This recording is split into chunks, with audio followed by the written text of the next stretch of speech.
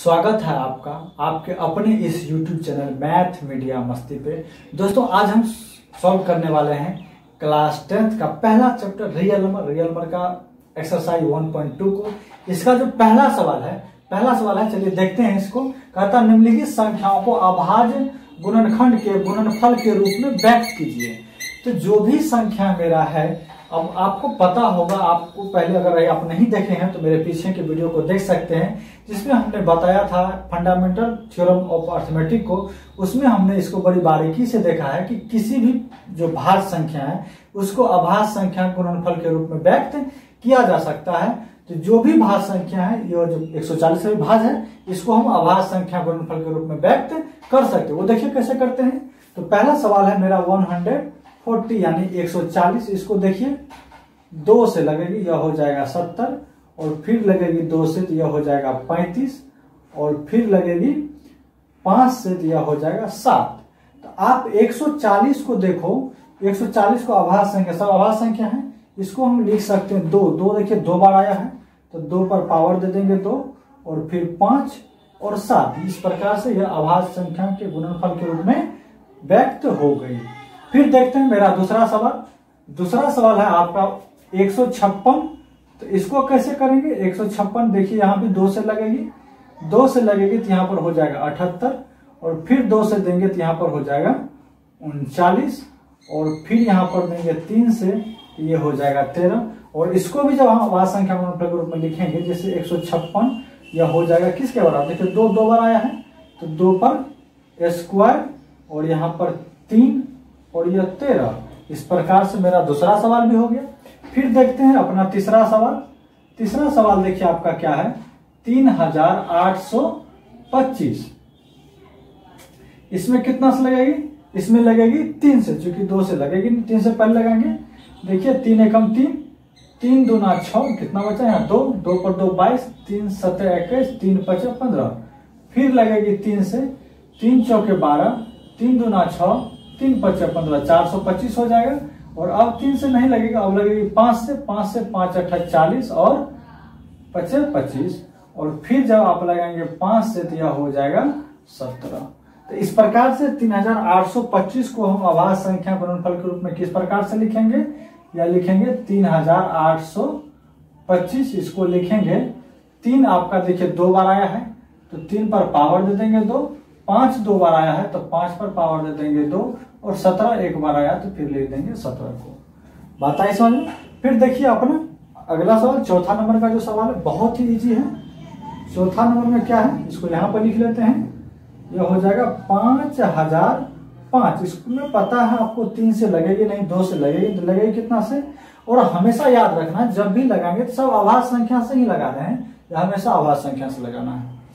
तो 5 से लगेगी, देखिए यह हो जाएगा 1001, और इसमें लगाएंगे अब 7 से तो यह हो जाएगा 1 4 और 3, और फिर जब आप लगाएंगे इसमें 11 से तो यहाँ पर हो जाएगा 13। इस प्रकार से हम यहाँ जो है 5005 को लिख सकते हैं। 5 एक बार आया है 5, फिर लिखेंगे 7 एक बार आया है, फिर 11 और फिर 13।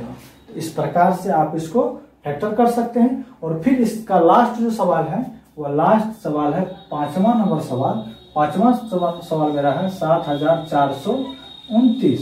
तो इसमें लगने वाली है, इसमें लगेगी, और इधर कोई नंबर से नहीं लगती है, एक ही बार में लगेगा 17 से, यानी कि 17 अभाज्य संख्या इससे लगाएंगे, यह हो जाता है 437, और फिर इसमें लगाएंगे आप 19 से तो यह हो जाएगा आपका 23। तो इस प्रकार से आप 7429 को जो है लिख सकते हैं 17 गुना 19 गुना 23। तो इस प्रकार से आपका पहला जो सवाल है वह कंप्लीट हुआ। फिर हम देखते हैं अपना अगला सवाल देखते हैं क्या है। तो आइए देखते हैं अपना दूसरा सवाल है, निम्नलिखित पूर्णांक का जो युग्म दिया गया है उनका एलसीएम और एचसीएफ निकालना है, और हमें यह भी जांच करना है कि किसी भी दो संख्याओं का जो गुणनफल होता है वह उसके एलसीएम और एचसीएफ के गुणनफल के बराबर होता है। तो यहाँ से हमें एक महत्वपूर्ण रूल्स मिलने वाली है रियल नंबर का। चलिए उसको देखते हैं, पहले बना लेते हैं सवाल को। यह है मेरा 26, इसका पहले प्राइम फैक्टर करेंगे। 2 से आप दीजिएगा तो ये हो जाएगा 13, और फिर यहाँ कितना है 91, इसको आप देंगे 7 से तो यह हो जाएगा 13। अभी आप 26 है ना, इसका अगर आप निकालना चाहेंगे तो लिखेंगे प्राइम फैक्टर 2 गुना 13 और 91, इसको आप लिखेंगे 7 गुना 13। अब जो इसका एचसीएफ होने वाला है वो एचसीएफ हो जाएगा जो कॉमन फैक्टर है दोनों में। तो दोनों में कॉमन फैक्टर क्या है 13 है, और एलसीएम क्या हो जाएगा, इसमें जितने टाइप का अभाज्य संख्या भाग लिया है वह सबको लिखना है। जितने टाइप का, जैसे यहाँ देखिए 7 अलग टाइप का है, 13 अलग है और 2 अलग है, 3 टाइप के हैं, तो तीनों को लिखना है। यहाँ पर ये लिखेंगे 13 गुना 7 गुना 2। इस प्रकार आप इसको गुना करेंगे तो यह हो जाएगा 182। और हमें जांच करने के लिए कहता है, जांच क्या करना है कि दो संख्याओं का जो गुणनफल होता है वह क्या होता है, उसके एलसीएम और एचसीएफ के गुणनफल के बराबर होता है। तो आप यहाँ पर जब गुना करेंगे दो संख्या यानी कि 26 और 91 का जो गुणनफल करेंगे वह बराबर होगा इसी संख्या के एलसीएम और एचसीएफ के गुणनफल के बराबर, यानी कि 13 और 182 के गुणनफल के बराबर होता है। इसको जब गुना करेंगे तो हो जाएगा 2366 और ये भी हो जाएगा 2366। तो इस प्रकार से मेरा जांच हो गया। यहाँ से एक फॉर्मूला आप निकाल सकते हैं कि दो संख्याओं गुणनफल बराबर होता है एलसीएम और एचसीएफ, और इसका यूज हम आगे पढ़ने वाले हैं। तो फिर देखते हैं अपना दूसरा सवाल। चलिए दूसरा सवाल, ये पहला हो गया और ये हो गया दूसरा। दूसरा सवाल देखिए क्या है, यह है 510, इसका आप निकालेंगे 2 से, तो 2 से देंगे तो यह कितना हो जाएगा, यह हो जाएगा आपका 200, 2 दूना 4, 2 पंचा 10, 2 पंचा 10। फिर यहाँ पर लगने वाला है 3 से, 3 8 है 24, 3 5 है 15। फिर लगाएंगे 5 से, यह हो जाएगा 17। समझ रहे हैं इसको? तो आप इसको लिख सकते हैं 510 को लिख सकते हैं 2 गुना 3 गुना 5 गुना 17। ठीक है। फिर हम लिखेंगे यहाँ पर क्या है मेरा 92 है, इसको जब आप लिखेंगे 2 से तो यह हो जाएगा 46, और फिर यह हो जाएगा 2 से देंगे तो यह हो जाएगा 23। इस प्रकार से हम अपना 92 को जो लिखेंगे तो यह हो जाएगा 2 गुना 2 गुना 23। अब आप इसका लिखेंगे एचसीएफ। हम आपको बताया था एचसीएफ सिर्फ वही नंबर जो कॉमन फैक्टर होता है, जो दोनों में कॉमन है। तो दोनों में देखिए तो कॉमन है क्या, दोनों में कॉमन है मात्र में ये 2 ही, इसके अलावा और कोई नंबर इसमें कॉमन नहीं है। तो यानी कि मेरा एचसीएफ हो जाएगा यही 2, और फिर तब एलसीएम क्या होगा, तो एलसीएम आपको बताया था इसमें जितने प्रकार की अभाज्य संख्या आई है ना उस सब का बड़ा पावर लिखना है। यानी कि आप यहाँ पर ये देखिए कि 2 कै बार आया है, 3 बार, और यहाँ पर है एक ही बार। यहाँ पर आप इसको लिख सकते हैं 2 पावर 3 लिख सकते हैं। तो एलसीएम आप लिखेंगे 2 पावर 3 गुना आप क्या देंगे, ये 3 अकेले हैं, फिर 5 है 17 है और 23 है, 5 है 17 है और 23 है। यानी इस प्रकार से आपका एलसीएम हो जाएगा 2 पावर 3 यानी कि 8, 3, 5, 17 और 23। ये सभी संख्याओं का जो गुणनफल होगा वही आपका एलसीएम हो जाएगा। आप इसको भी जांच कर सकते हैं इजीली।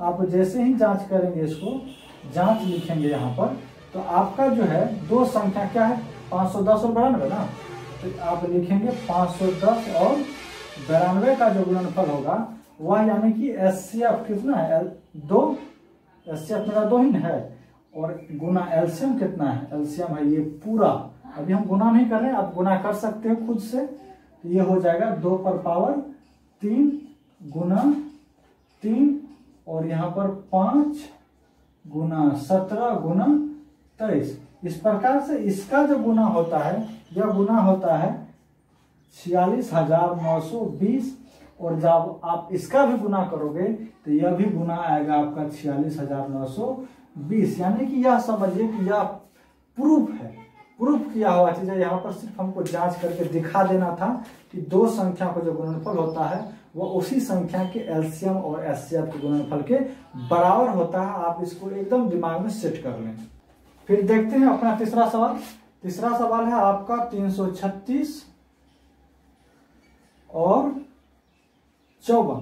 तो 336 का जब हम प्राइम फैक्टर करेंगे तो देखिए क्या होता है, यहाँ पर 2 से लगेगी, 2 से लगेगी कितना होगा, 2 एकम 2, 2 छाके 12 और फिर 2 अठे 16। ठीक है, फिर देंगे 2 से, 2 अठे 16, 2 चौके 8, फिर देंगे 2 से, कितना हो जाएगा ये 42 हो जाएगा। फिर देंगे 2 से, ये कितना हो जाएगा 21।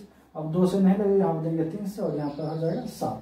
इस प्रकार आप 54 को लिखेंगे, 54 को लिखेंगे तो क्या हो जाएगा, 2 से देंगे तो 27, फिर अब 3 से लगेगी 9 और फिर देंगे 3 से, यहाँ भी हो जाएगा 3। ठीक है, चलिए फिर लिखते हैं 336। 336 को अभाज्य गुणनखंड के रूप में व्यक्त करेंगे।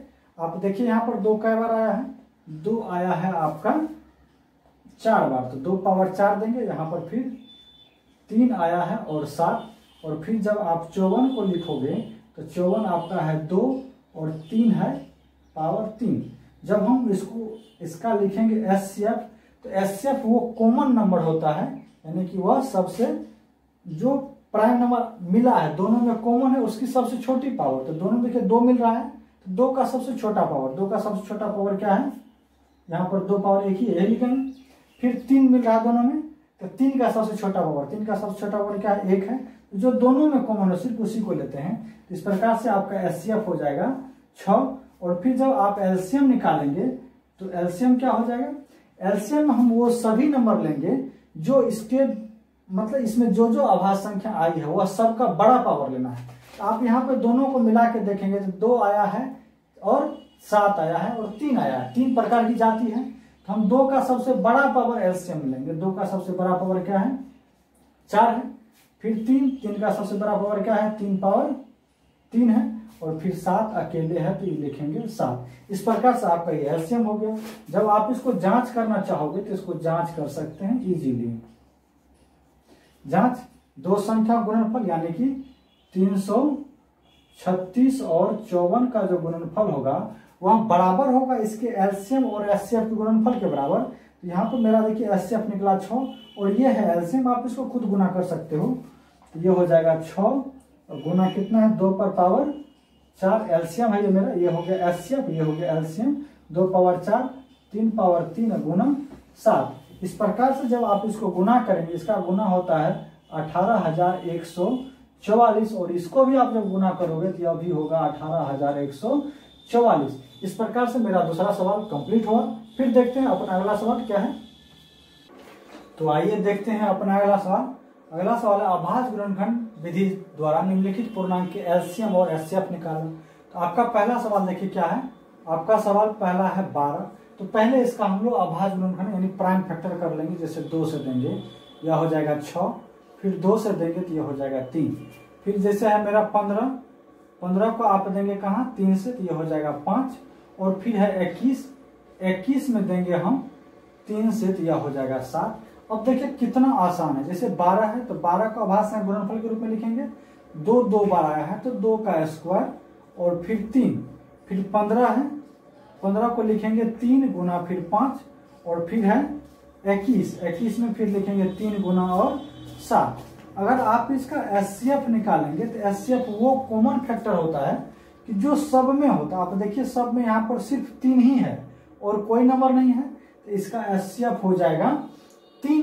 अब हम बात करते हैं LCM की। तो LCM क्या होगा, तो LCM में आप ये देखिएगा कि इसमें कितने प्रकार का अभाज्य संख्या, प्रकार कहने का मतलब अभाज्य संख्या कौन कौन जाति है, हम इसको जाति अलग अलग करा दिए हैं। 7 वाला अलग जाति, 3 वाला अलग जाति, 5 वाला अलग जाति, 2 वाला अलग। इसमें देखिएगा 4 प्रकार की जाति आई है, 2 आई है, 3 आई है, 5 आई, 7 आई है।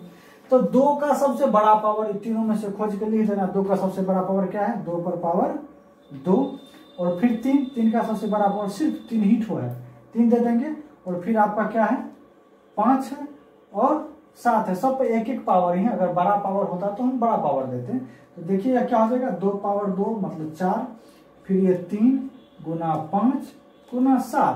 तो इसको जब आप गुना कीजिएगा ये हो जाएगा कितना, ये हो जाएगा आपका 420। इस प्रकार से आपका LCM ये हो गया और HCF ये हो गया, यही हो जाएगा आपका आंसर। फिर देखते हैं दूसरा सवाल अपना। दूसरा सवाल देखिए तो क्या है, दूसरा सवाल है 17 23 और 29, इसका जब आप अभाज्य कीजिएगा तो ये सब कुछ संख्या देखिए आपका अभाज्य है, तो इसका हम लिखेंगे 17 को लिख क्या सकते हैं, या आप ज्यादा मन करता तो ऐसे लिख लीजिए 17, ऐसे लिखना नहीं था, एक तो सबके गुना में होवे करता है, 23 इसको लिख सकते हैं 1 गुना 23, और फिर 29 इसको लिख सकते हैं 1 गुना 29। इसका कोई प्राइम, क्योंकि खुद ही यह प्राइम नंबर है, 17, 23 और 29 यह खुद प्राइम नंबर है, तो इसका एससीएफ यानी कुछ भी मैचिंग नहीं हो रहा, तो एक आपको दिखाने के लिए हम दे रहे हैं, एक सबके गुना में ऑलरेडी पहले से रहता है, हम इसका एससीएफ लिखेंगे, यह एससीएफ हो जाएगा इसका 1, और एलसीएम की जब हम बात करेंगे तो एलसीएम हो जाएगा 11,339, यानी कि इसका मतलब सबको हम गुना कर लेते हैं, 17, 23 और 29 को ये गुना कीजिएगा तो आपका एलसीएम हो जाएगा ये 11,339। इस प्रकार से आपका ये सवाल हुआ। फिर देखते हैं अपना अगला सवाल क्या है। देखिए इसी का अगला सवाल, तीसरा सवाल है मेरा 8, 9 और 12। तो 8 का जब आप फैक्टर करेंगे तो ये 2 से देंगे तो हो जाएगा 4, फिर 2 से देंगे तो हो जाएगा 2, फिर 9 का करेंगे तो हो जाएगा 3 से लगाएंगे, 2 से लगेंगे नहीं, फिर 12 है, 2 से देंगे 6, फिर 2 से देंगे तो 3। इस प्रकार से इसका सबका प्राइम फैक्टर निकाल लिए। और फिर आप 8 को क्या लिख सकते हैं, 2 पावर 3, और फिर 9 को क्या लिखेंगे, 3 पर पावर 2, और फिर 12 को क्या लिखेंगे, तो 12 को लिखेंगे हम 2 पर पावर 2 गुना 3। और जब हम इसका निकालेंगे एचसीएफ, तो एचसीएफ ऐसा कोई भी नंबर देखिए जो तीनों में है, ऐसा कोई भी नंबर नहीं है जो तीनों में कॉमन है, नहीं है, तो नहीं कुछ है तो उसका एचसीएफ हो जाएगा 1। और जब आप एलसीएम निकालेंगे तो एलसीएम के लिए आपको हम बताया था कि जितने प्रकार की अभाज्य संख्या है सबका बड़ा पावर, 2 का सबसे बड़ा पावर क्या है, यहाँ पर सब में देख लीजिए 2 पर सबसे बड़ा पावर 3 है, तो हम लिखेंगे 2 का पावर 3, और 3 आया है इसमें, तो 3 का सबसे बड़ा पावर क्या है, 3 पर 2, और तो कुछ है ही नहीं, 2 और 3 दो प्रकार का जाति है ये इसमें, तो 2 पावर 3 हो जाएगा 8, और 3 पावर 2 हो जाएगा 9, यानी कि यह हो जाएगा 72। चलिए फिर देखते हैं अपना तीसरा सवाल, इसका क्या है। तीसरा सवाल है 8, 9 और 25। हम बारी बारी से सबका प्राइम फैक्टर कर लेते हैं।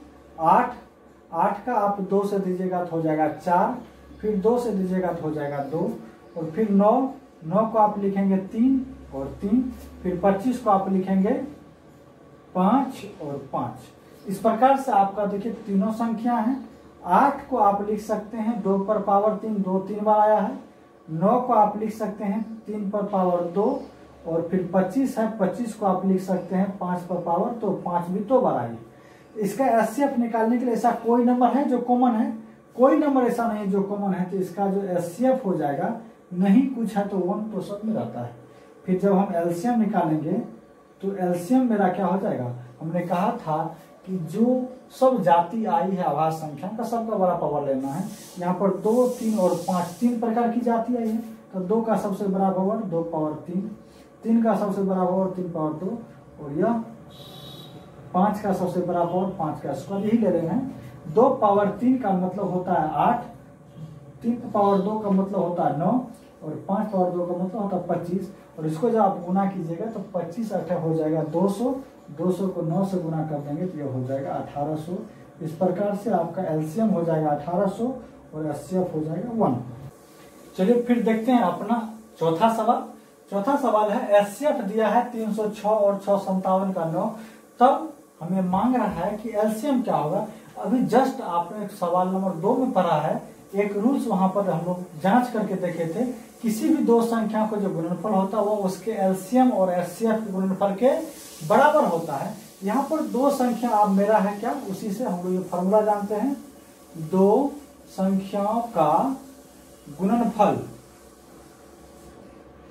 यह बराबर होता है एलसीएम गुना एचसीएफ के। तो दो संख्या मेरा क्या है 306 और 657 बराबर में एलसीएम और फिर एचसीएफ यह दिया है 9 के, तो एचसीएफ की जगह पर 9 रखेंगे। तो जब आप एलसीएम निकालेंगे तो एलसीएम हो जाएगा 306 गुना 57 बटे में दे देंगे 9, और जब इसको आप काट लेंगे तो हो जाएगा आपका 9 तिया 27 और 9 चौके 36, यानी कि 34 और गुने करेंगे 657। ये जो गुणनफल होगा यही आपका एलसीएम होगा, आप इसको गुना करके देख सकते हैं। चलिए फिर देखते हैं अपना 5वां सवाल। 5वां सवाल बहुत ही इंटरेस्टेड और बहुत ज्यादा पूछे जाने वाला सवाल है।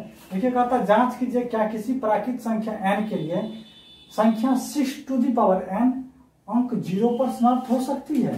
तो चलिए इसके बारे में थोड़ा सा हम लोग थॉट देखते हैं। अब एक बात आप पहले बताइए, अगर कोई संख्या का अंक 0 पर समाप्त होता तो वह संख्या कौन सा हो? जैसे है 10 हो सकता है, 20 हो सकता है, 30 हो सकता है। अब इसके पीछे कुछ रीजन आप देख रहे हैं, इसके पीछे एक खास तरह का रीजन है। जैसे यह 10 है तो यह 2 गुना 5 है, और यह 20 है तो यह 2 गुना 2 गुना 5 है। यह अगर 30 है यह है 2 गुना 3 गुना 5।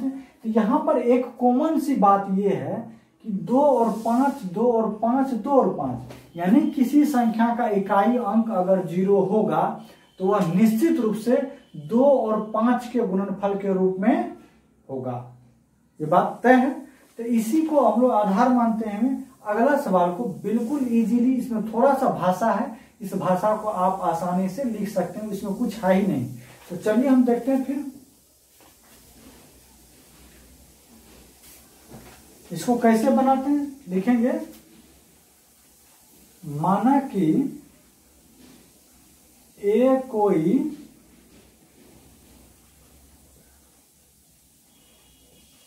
धनात्मक पूर्णांक है।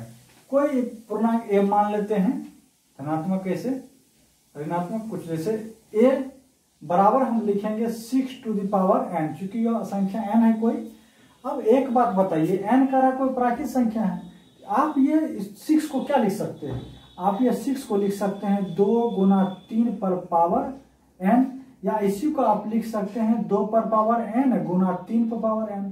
अब एक बात बताइए, अभी आपने देखा किसी संख्या का अगर इकाई अंक 0 होगा तो वह निश्चित रूप से उसके अंकों का गुणनफल में 2 और 5 का होना अनिवार्य है, लेकिन यहाँ पर है 2 और 5 नहीं है, 2 और 3 है। तो यहाँ पर अब हम लिखेंगे अपनी बात को, अपना भाषा लिखेंगे। लिखेंगे हम जानते हैं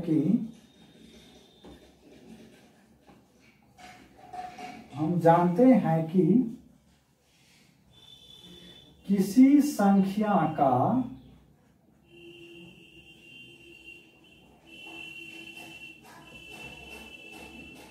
इकाई अंक 0 तब होगा, यह मेरी अपनी भाषा, आप अपना भाषा कुछ बदल के लिख सकते हैं, तब होगा जब वह 2 पर पावर n गुना 5 पावर n के रूप का होगा, यानी इस फॉर्म का होगा, के रूप का होगा। परंतु यहां पर हम लोग ये देखे हैं 6 पावर n जो है यह है 2 पर पावर n गुना 3 पावर n। अतः हम कह सकते हैं कि 6 पावर n का इकाई अंक 0 पर समाप्त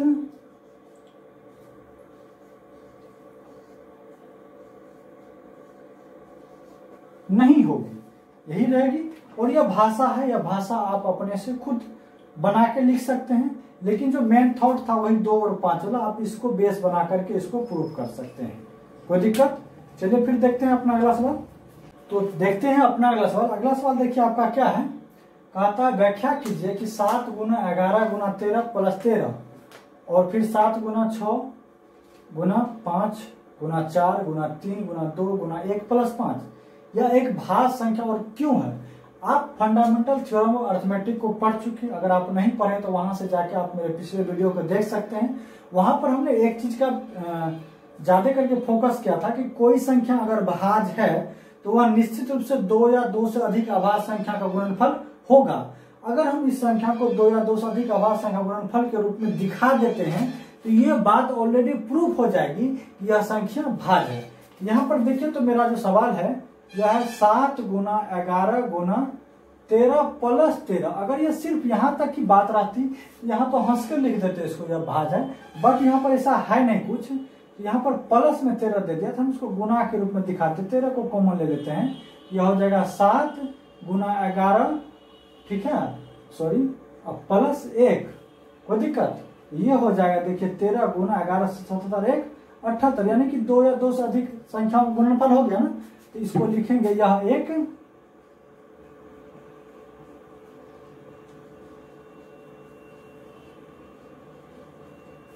भाज्य संख्या है। इसी प्रकार आप उसको देख सकते हैं, वहां देखिए क्या है आपका 7 गुना 6 गुना 5 गुना 4 गुना 3 गुना 2 गुना 1 प्लस में 5 है, तो 5 दोनों तरफ है, हम 5 को ले लेंगे यहां से कॉमन, तो ये हो जाएगा आपका 7 गुना 6 गुना 4 गुना 3 गुना 2 प्लस 1। यहाँ आप देखिए इसको जब गुना करेंगे तो यह हो जाएगा आपका 1008, ये सब का गुना, और प्लस में 1, यानी कि यह लिख सकते हैं हम 5 गुना 1009। इस प्रकार आप बताइए जब यह 2 या 2 से अधिक आभाज्य संख्या का क्या हो गया, यह गुणनफल यानी 2 संख्या गुणनफल के रूप में व्यक्त कर दिए, यह ऑलरेडी प्रूफ हो जाता है कि यह एक क्या होगा, भाज्य संख्या होगा, जो हम लोग पहले फंडामेंटल थ्योरम ऑफ अरिथमेटिक में ये चीज पढ़ चुके हैं। अगर कोई संख्या भाज्य है तो वह 2 या 2 से अधिक अभाज्य संख्या का गुणनफल निश्चित रूप से होगा। तो लिखेंगे यह एक भाज्य संख्या है। चलिए फिर देखते हैं अपना अगला सवाल, 7वां सवाल। 7वां सवाल थोड़ा बड़ा है, उसको हम लिख नहीं रहे लेकिन पढ़ देते, बहुत ही आसान है।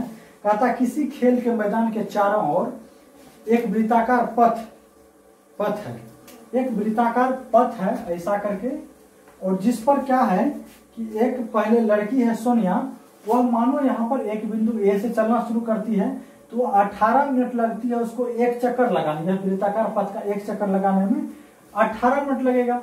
दूसरा चक्कर लगाएगी तो 36 मिनट लगेगा, तीसरा चक्कर लगाएगी तो 54 मिनट लगेगा। यह लग रही किसको, यह लग रही सोनिया को, यह सोनिया नाम की लड़की है। और एक लड़का है रवि नाम का जो इसी स्थान से चलना शुरू करता है, वह रवि है। नहीं, रवि को यह चक्कर लगाने में 12 मिनट लगता है, यानी कि कहने का मतलब ये हुआ यह 12 मिनट में एक चक्कर, दूसरा चक्कर लगेगा 24 मिनट में, और तीसरा चक्कर लगेगा 36 मिनट में, यानी कि 36 मिनट में जो है वो फिर दोनों क्या होगा, एक ही जगह पर आकर के मिल जाएगा। देख रहे हैं 36 दोनों में आ गया, जितना में 36 मिनट में सोनिया लगाएगी 2 चक्कर तो रवि लगाएगा 3 चक्कर। तो इस प्रकार के सवालों को हम लोग एलसीएम निकाल लेते हैं। तो आपको 12 और 18 का एलसीएम जब आप निकालेंगे यह हो जाएगा 36 मिनट, यानी कि यही आपका आंसर हो जाएगा। यानी कि 36 मिनट में वह क्या करेगा, मतलब एक जगह पाके दोबारा मिल जाएगा। तो इस प्रकार से आपका 1.2 कंप्लीट होता है। फिर हम लोग मिलते हैं अपने अगले वीडियो में अगले एक्सरसाइज के साथ।